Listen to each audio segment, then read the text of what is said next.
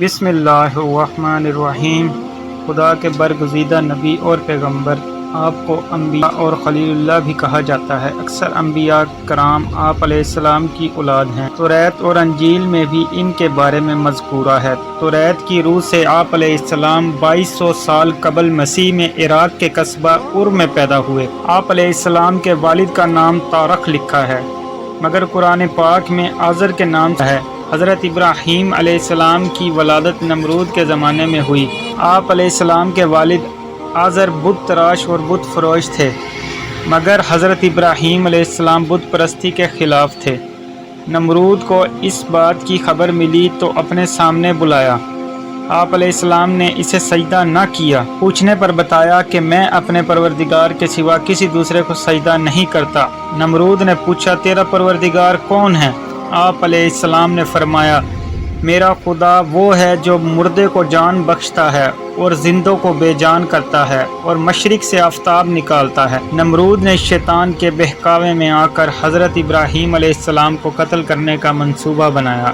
اس مقصد کے تحت 160 گز لمبا، 40 گز چوڑا اور 120 گز اونچا ایک احاطہ بنوا کر اسے لکڑیوں سے بھر کر آگ لگا دی۔ آپ علیہ السلام کو ایک منجنیق کے ذریعے آگ کے الاؤ میں پھینکوا دیا، مگر اللہ تعالیٰ کے حکم سے آگ آپ علیہ السلام پر سلامتی والی بن گئی اور گل و گلزار میں تبدیل ہو گئی۔ یہ دیکھ کر نمرود کی لڑکی آپ علیہ السلام پر ایمان لے آئی، مگر حامان کے بہکاوے پر نمرود ایمان نہ لایا، بلکہ ابراہیم علیہ السلام کے مقابلے کے لیے لشکر اکٹھا کیا۔ آپ علیہ السلام نے دعا کی اور اللہ نے مچھروں کا لشکر بھیجا، جس نے نمرود کے سپاہیوں کا گوشت پوست تک کھا لیا، یہاں تک کہ ایک مچھر نمرود کے دماغ میں جا بیٹھا اور اس کا مغز کھانا شروع کر دیا۔ اس کی حرکت سے اسے تکلیف ہوتی، لیکن جب کوئی چیز سر پر مارتے تو آرام محسوس کرتا۔ وہ 40 برس تک اسی عذاب میں مبتلا رہا۔ حضرت ابراہیم علیہ السلام اپنی بیوی سارہ کے ہمراہ مصر پہنچے۔ وہاں مصر کے بادشاہ فرعون نے حضرت سارہ پر دست درازی کرنے کی 3 بار کوشش کی، مگر ہر بار آنکھیں اندھی ہو گئی۔ چنانچہ اس نے توبہ کر کے حضرت سارہ کو کنیز ہاجرہ عطا کی۔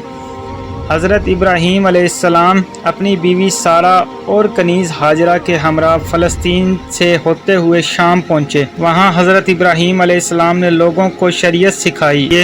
آپ علیہ السلام نے خدا کی عبادت کے لیے جب ایک قبلے کی دعا کی تو جبرائیل علیہ السلام نے بحث سے ایک پتھر لا کر بیت المقدس کی جگہ رکھا۔ حضرت سارہ نے اپنی کنیزہ ہاجرہ آپ علیہ السلام کو بخش دی۔ اس کنیز کے بطن سے حضرت اسماعیل علیہ السلام پیدا ہوئے۔ حضرت سارہ نے جب فرزند کی خواہش کی تو ان کے بطن سے حضرت اسحاق علیہ السلام پیدا ہوئے۔ کچھ عرصہ بعد حضرت ابراہیم علیہ السلام نے 3 روز تک متواتر خواب میں دیکھا کہ کوئی شخص کہتا ہے کہ اپنے بیٹے کو قربان کرو، کیونکہ انہوں نے اس کی نظر مانی تھی۔ اس طرح حضرت ابراہیم علیہ السلام نے اپنے فرزند کو خدا کی راہ میں قربان کرنے کی کوشش کی، مگر جب حلق پر چھری پھیرنا چاہتے تھے تو حکم ہوا کہ اے ابراہیم علیہ السلام، تو نے اپنا خواب سچا کر دکھایا، اب اس کے عوض ایک مینڈھا ذبح کرو۔ چنانچہ آپ علیہ السلام نے ایک مینڈھا ذبح کیا، جس کے بعد قربانی کی رسم کا آغاز ہوا۔